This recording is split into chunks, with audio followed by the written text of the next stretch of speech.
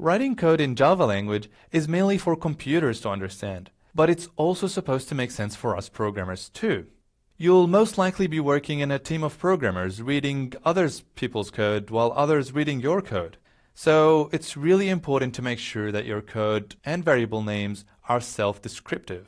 But when your program gets longer and longer, things start to get confusing, and you would need a lot more than just Java statements to explain what your program is doing. This is why Java allows you to add notes or comments in between your lines of code like that. These lines of code would be entirely ignored by the computer when running your program. But for anyone else reading your code, it would explain a lot. To add a comment in your code, simply start the line with those two forward slashes over here. Then feel free to write whatever you want after that, usually things that would explain the instruction that happens right after that. And when you actually run the program, the computer would just ignore any line that starts with those two forward slashes and run the actual lines of code in between. These lines of notes are called comments. It's a really good idea to add as many comments as you need that would make your code a lot more understandable when someone else reads it.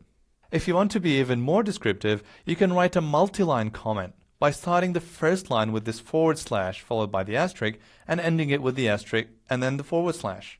You can write anything in between those two marks in multiple lines, which means you don't have to start every line with those two forward slashes like before. A well-commented code is much easier to understand and follow. Make a habit of commenting anything that might not be clear from the code itself. And trust me, even reading your own code that you haven't seen in a while won't make any sense without those precious comments that explain it all.